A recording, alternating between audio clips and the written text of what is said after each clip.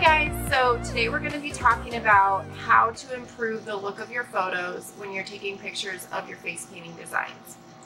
I'm by no means a professional photographer. I have no training in this. I'm not an expert. I'm just going to be sharing with you some tips that have helped me improve my photos. So my first tip I'm going to share with you is to take a lot of photos. Basically, just take a lot of photos from different angles and different lighting. Maybe use some different props. You know, just by taking a lot of photos, you'll be able to find some really good ones. Another tip that I will share with you is to take photos from a flattering angle. And by this I mean, a lot of times I see people that are really talented and they have done this beautiful face painting design on their own face or on their child's face or whatever, and they take a picture of it and the angle is from down here and they're looking down like this and they've got this double chin going on, and you know, this is not a good angle to hold your camera. So what you need to do is hold the camera above you, and you know, you want to kind of look up at the camera and have the camera you know, angled so that it makes your face look slimmer, and it actually forces you to open up your eyes as well. That's another thing that you want to do when you're looking at the camera, is you want to focus on the lens and you want to open your eyes. So when you bring the camera upwards, it elongates your neck and it opens your eyes. And this is the angle that we want. We don't want this. You know, it's just not a good look. So the next tip, tip number 3, would be to get yourself a selfie stick. A selfie stick is something that looks a little like this. They're really inexpensive, and the way they work is you take your cell phone and it just, you stick it right in here. It has this little clamp and it adjusts, so you can use, you know, any type of smartphone will work. You put it right in here, and then this little wire goes right into the bottom of your phone, and then you can extend it out, and there's a trigger here on the handle that that way you can press the button on the shutter and have your selfie stick extended out. The selfie stick allows you to take a photo that looks like somebody else took it. The next tip is going to be to get a nice background. This is super important because when you have a lot of stuff going on in your background, it takes away from the design. And that's what we want people to look at when they see the photo.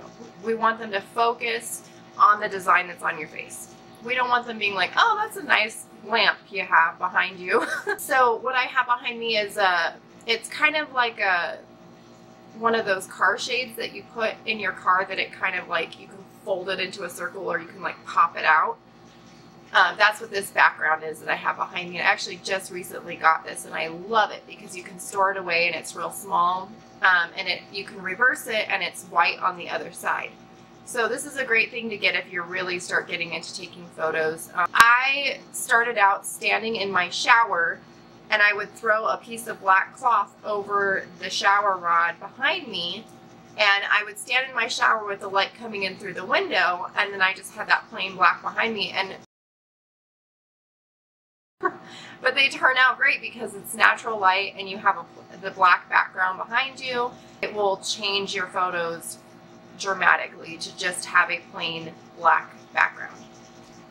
Okay, so the next tip is going to be when you're taking your photos, you want to take a few photos and then stop and look at your photo.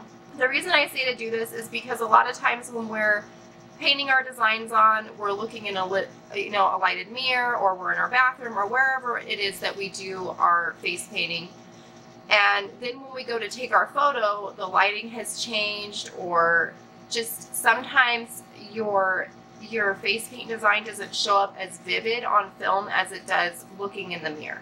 So a lot of times you have to make some adjustments here. Another adjustment you might have to make is glare. So if I'm making a design where I want the black portion of the design to disappear into the background.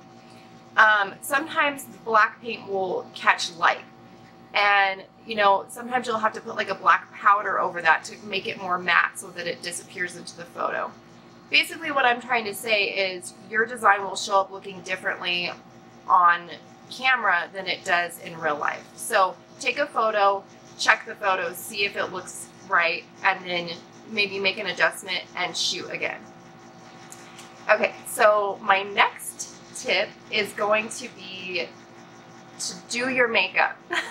A lot of times we get so into creating our beautiful face painting designs that we forget to beautify our face. You know, we forget about our eyelashes and our skin, you know, the condition of our skin and things. And these things are very important if you're going to be posting photos publicly and representing your business. You want to just make sure your hair is neat and your makeup's done.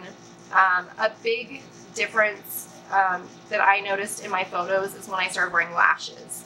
I know a lot of people are scared of lashes. Don't be afraid of lashes. They're awesome.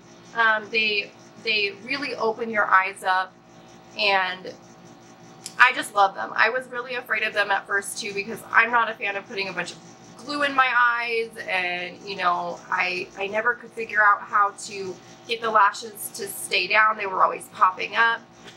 So what I did is I went on YouTube and I watched a couple tutorials on how to apply false lashes, and now I love them. My next tip is to put your logo on your photos. So after we've done all these things to improve the look of our photos are looking professional, we don't want to post those photos on social media. You know, people will be pinning them on Pinterest, all these things.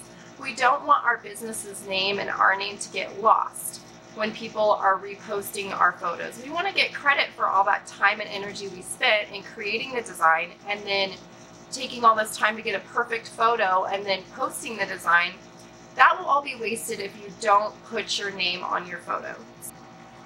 Okay, so my last tip, and the most important in my opinion, is lighting.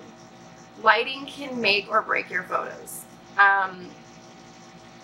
Whether you just stand in front of a window, or you invest in a light ring, or you get some tripods with some umbrella lights, whatever that may be, lighting can really make the difference in the quality of your photos.